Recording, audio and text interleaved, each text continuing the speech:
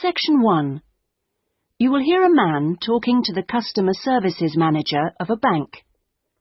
First, you have some time to look at questions 1 to 5.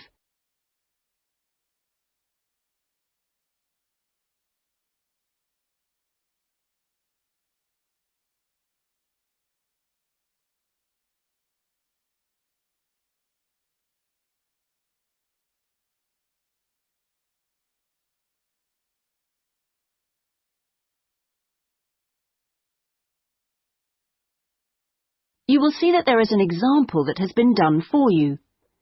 On this occasion only, the conversation relating to this will be played first. Good morning. I'd like to open a bank account, please. Certainly. If you'd like to take a seat, I'll just get some details from you. It won't take long. Thanks. Is it a current account or a deposit account you wanted? A current account? The man wishes to apply for a current account, so current has been written in the space. Now we shall begin. You should answer the questions as you listen, because you will not hear the recording a second time. Listen carefully and answer questions 1 to 5. Good morning. I'd like to open a bank account, please. Certainly. If you'd like to take a seat, I'll just get some details from you. It won't take long. Thanks. Is it a current account or a deposit account you wanted? A current account? Right. I've got the application form here then. We have different types. I see you've got our leaflet there. I've decided on the one called Select. Right, that's fine. So, first of all, can I have your full name, please? Yes, it's Peter Hennis. That's P-I-E-T-E-R. Is it H-E-N-N-E-S? Only one N, actually. It's a less common spelling of the name. Oh, right. Okay. And what's your date of birth, please? The 27th of the 1st, 1973. Right. And will this be a joint account?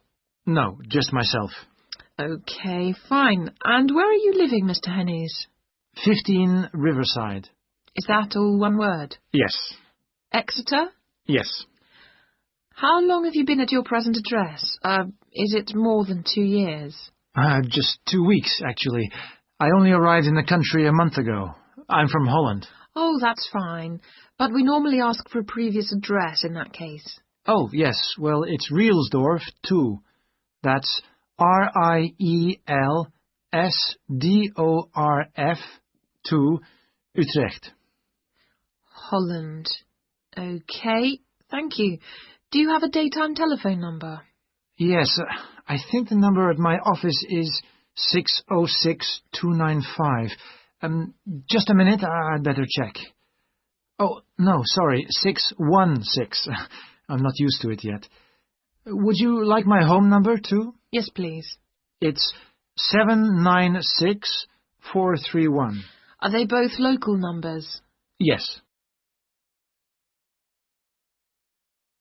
Before you hear the rest of the conversation, you have some time to look at questions 6 to 10.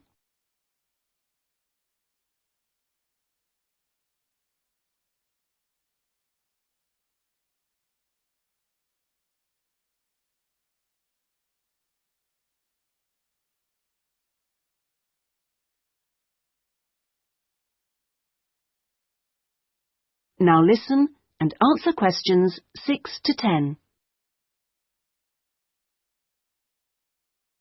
Right, and your occupation? Well, I'm in Britain as a project manager, but that's not my main job. I'm an engineer by profession. I see. I think I'll put that then. It's shorter. Now, we usually ask for a piece of information which we can use to check your identity for security reasons. You know, if you phone us. Like my wife's first name? Mother's might be better. It's less likely to be known. Okay, hers is Siti. City? Yes, S-I-T-I. It's Indonesian. Fine. And how much would you like to open your account with? We usually ask for a minimum sum of £50. That's about €75. Well, I'm going to transfer 2,000 euros from my Dutch account, just till I get paid. In fact, I wanted to ask you about that. What's the best way to do it? It depends which bank you're with. It's the Fransen Bank in Utrecht. OK, fine. I'll check that in a minute. If we have links with them, we can do a direct transfer, but it's not a big problem either way. Let's see. How often would you like to receive statements? I haven't really thought. What's the usual thing? It's up to you. Some people like them weekly. Oh, no, that's too often. Can I have them sent once a month? Yes, that's fine. Is there anything else? I was thinking of registering for your internet service at some stage. Oh, yes. Would you like me to send you information about that? Please, yes. And would you like to receive information about the bank's other services? Insurance, loans, anything like that? I don't think so, thanks. That's okay then. And one last thing. If you agree...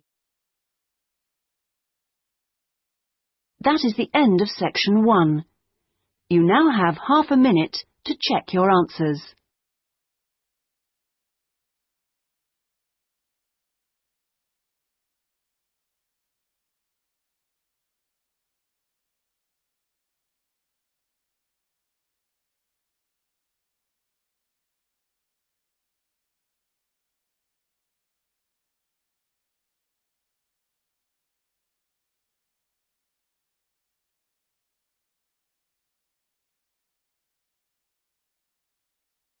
Now turn to section 2.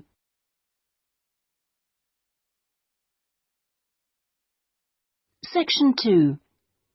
You will hear a guide giving visitors to a country house information about the house and gardens. First, you have some time to look at questions 11 to 13.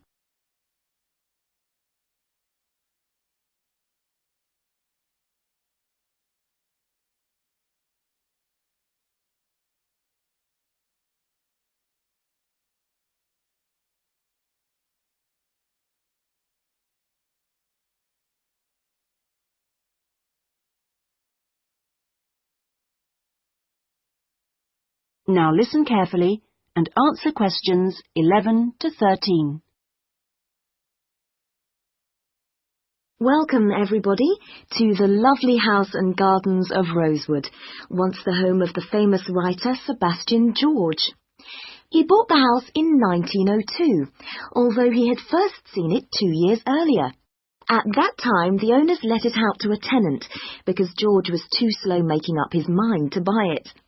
When it came back on the market, there was no hesitation, and he bought it immediately for £9,300, even though the house had no bathroom, no running water upstairs, and no electricity. When he came here, he'd been married for 10 years. During that time, he'd become one of the most famous writers in the English-speaking world. His professional success was enormous, but his personal life wasn't as successful. He was no longer on speaking terms with his brother and had been devastated by the death at the age of 7 of his elder daughter, Josephine. Moving to Rosewood allowed the family to start a new life. George regarded Rosewood as a pure example of a traditional country house of this part of England and did some of his most successful writing here.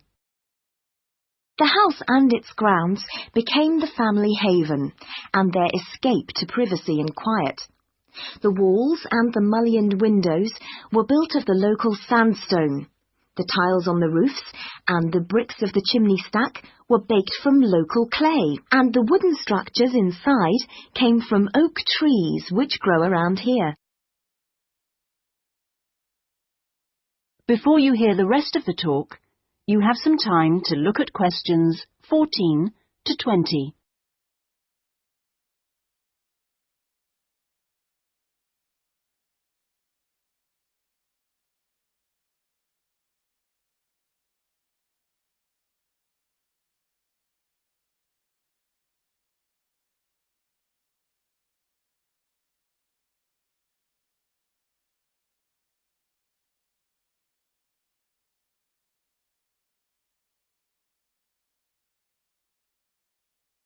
Now listen and answer questions 14 to 20. Now, please look at the map I've given you of the house and gardens. We're here at the information centre.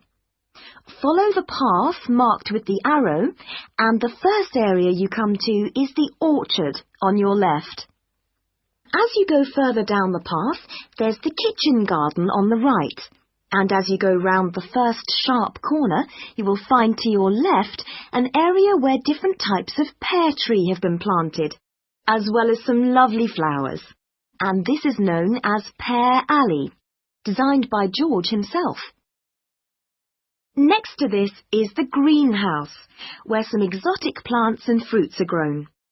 Follow the path round the second corner, and on your right you will see the entrance to the mulberry garden, with its 500-year-old tree. Past the mulberry garden, follow the path until you reach the front of the house. I suggest you spend a good hour wandering around this lovely building. A guide takes visitor groups round every 2 hours. If you would like to purchase any of George's books or other souvenirs, then leave the house by the side entrance, where you will find our shop, which is situated between the house and the garage, which contains the magnificent old Rolls-Royce car, which used to belong to George. I expect by this time you may also be in need of a rest and some refreshment. Most visitors are, so why don't you visit the tea room on the far side of the garage? If you have time, there is a lovely walk down towards the River Dudwell. For me, this is the best part of the estate. This isn't on the map, but it is all clearly signposted. You cross the field, which spreads along the banks of the river. In spring, this area is well worth a visit. Spend a minute or two watching the water pass by underneath as you cross the footbridge, and then continue along the river walk through the woodland. On a hot summer's day, the trees along this path provide welcome shade. Eventually, you come to the watermill, which used to provide the electricity for the house, only about 4 hours every evening in George's time. And finally, for those of you who would like to see stunning views of the surrounding countryside and who are a little bit more energetic, when you return from the mill, take the first turning on your left and climb up to the viewpoint. You won't regret it. Enjoy your visit. That is the end of section 2. You now have half a minute to check your answers.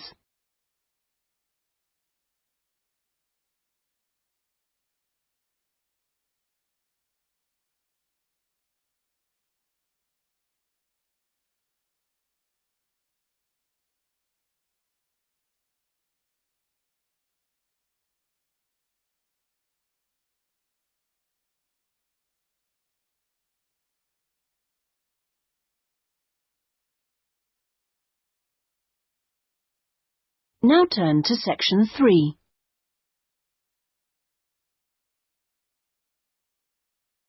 Section 3.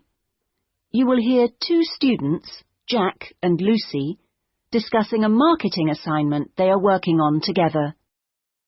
First, you have some time to look at questions 21 to 24.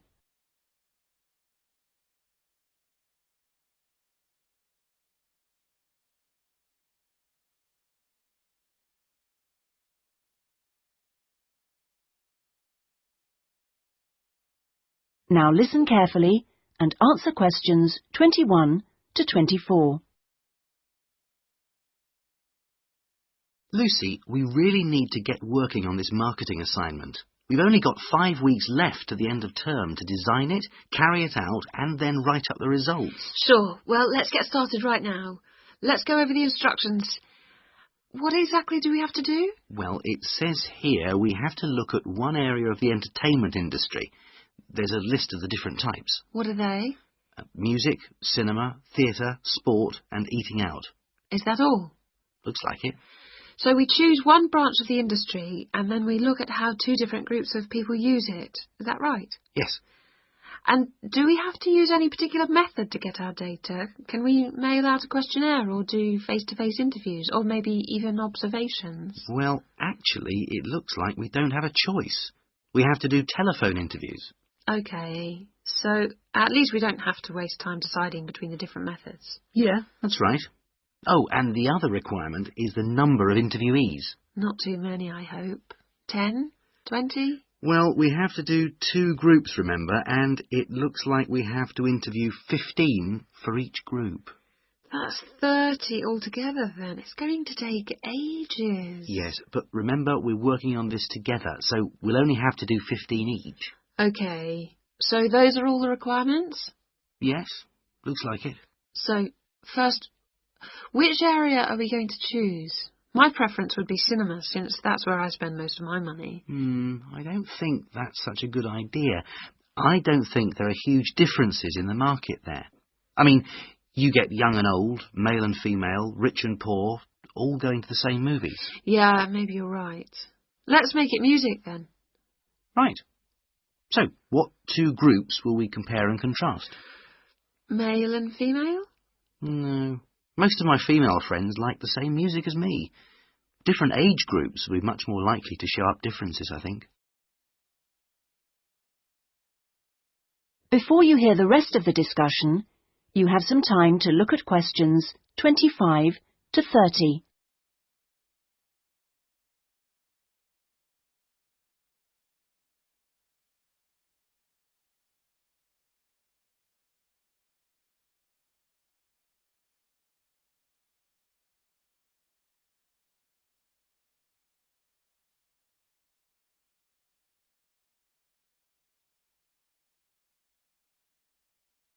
Now listen and answer questions 25 to 30.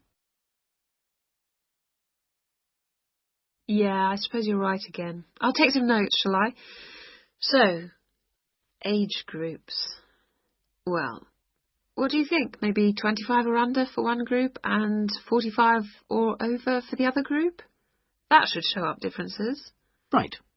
OK, next. How about the kind of music they like? Let's give them some choices and then we can just tick boxes. OK, let's have pop, jazz, folk, easy listening. What else? Well, we should include classical. Some people like it, you know. OK, and then we should have how they listen to music. The medium. Right, let's include radio, CD, and then I guess there's TV. What about concerts? You know, in pubs and halls. Oh yeah, we should include live music, of course. OK, we're on a roll now. Next point could be about where they actually get their music. You mean, like, do they buy it in music shops or department stores? Yes, or download it from the internet. Right, that could be for recorded music. Then we need another section for live music. Where do they go for that? OK, let's say disco, pub, club, concert hall. Or opera house. And I guess we should include karaoke bars. Not many of them in this city. OK, we'll leave that out then. So, what's left to do? That's it. Well, now we can make a timescale for doing it. That is the end of section 3. You now have half a minute to check your answers.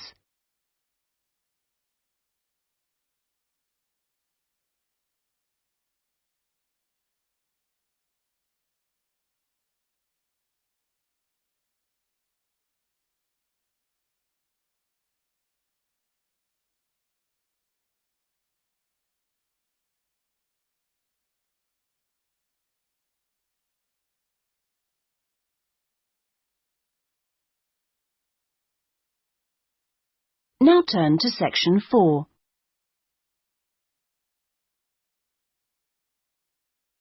Section 4. You will hear a lecturer talking about farming in ancient Ireland. First, you have some time to look at questions 31 to 40.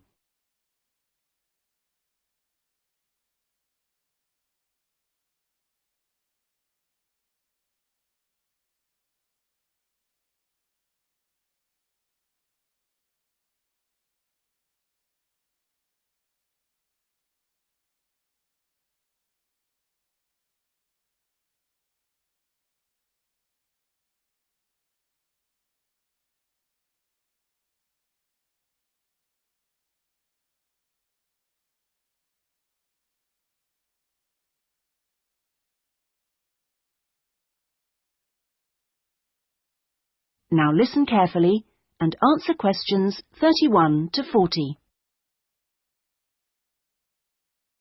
Good morning, everyone.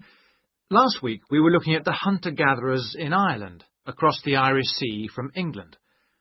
Today we're going to move on to the period between 4,000 and 6,000 years ago, known as the Neolithic period, which is when a total farming economy was introduced in Ireland. Now, there are several hypotheses about the origins of the first Neolithic settlers in Ireland, but most of these contain problems. For instance, there are considerable archaeological difficulties about the theory that they came from England. The evidence doesn't really add up. But there are even greater practical problems about the theory that they came directly from continental Europe. For one thing, it's not clear just how sufficient numbers of men and women could have been transported to Ireland to establish a viable population. As you know, the hunter-gatherer economy which existed beforehand was based on small, scattered groups. The farming economy would almost certainly have required much larger communities to do all the work needed to plant and tend sufficient crops to sustain them through the year. The early farmers kept various animals, including cattle and sheep. There's also evidence of pigs, but it is possible that these could have been descended from the native wild species. Now, we know from modern farming that if the level of breeding stock falls below about 300 females, the future of the species locally is at risk. So we must assume that from the beginnings of Neolithic farming, the number of breeding sheep would have considerably exceeded 300, and the national cattle herd must have been of a similar size. The question is how these were brought to the area and where they came from. It's usually suggested that the Neolithic settlers used skin-covered boats to transport livestock, but this method would have severely restricted the range of the colonizing fleets. The sheer volume of animal transport necessary means it's unlikely that this livestock could have been brought from anywhere further than England. What about crops? Well, two main cereal crops were introduced to Ireland during this time, wheat and barley, both in several varieties. The main evidence for their presence consists of impressions on pottery, where a cereal grain accidentally became embedded in the surface of a pot before it was fired. The grain itself was destroyed by the firing, but it left an impression on the pot which could be studied and identified by botanists.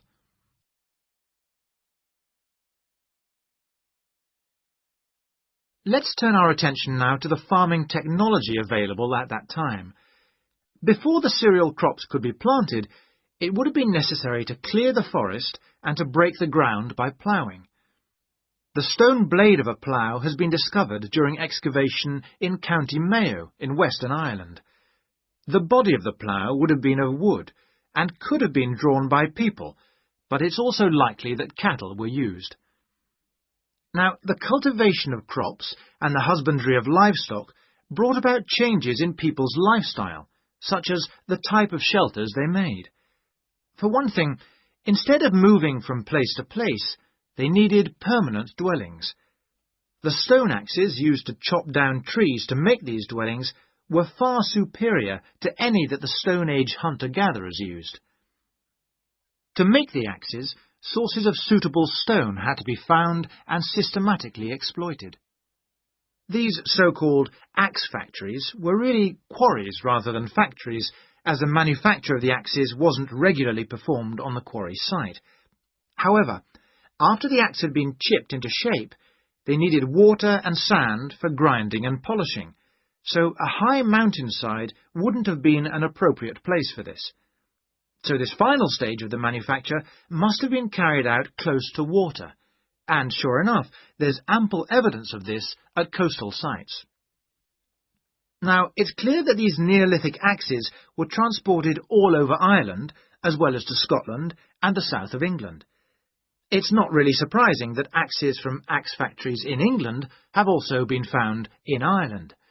At the very least, this indicates that there was a link between the two islands during that period. One of the most useful innovations of the colonizers was pottery making, which was quite unknown to Irish hunter-gatherers. The pottery was probably made by shaping clay into a ball with the hand, and then hollowing it until the walls were the right thickness. After firing, the outside was often polished. This would have helped the pots to retain water, as they weren't glazed. Now, we know that the clay used usually came from local sources, which suggests that manufacture was on a fairly small scale, even though thousands of fragments are usually found at Neolithic sites. In the course of time, decoration began to appear. At first, this looked like a series of stitches and was just around the tops of the pots. This could have been an imitation of earlier vessels, which were made of leather sewn onto wood. Then, eventually, pots with decoration all over became much more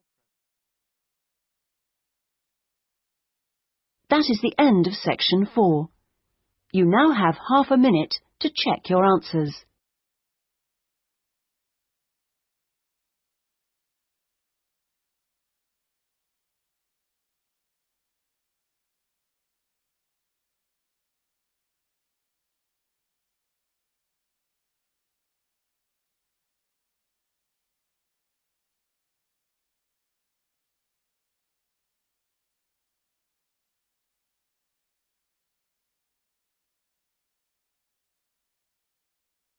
That is the end of the listening test. In the IELTS test, you would now have 10 minutes to transfer your answers to the listening answer sheet.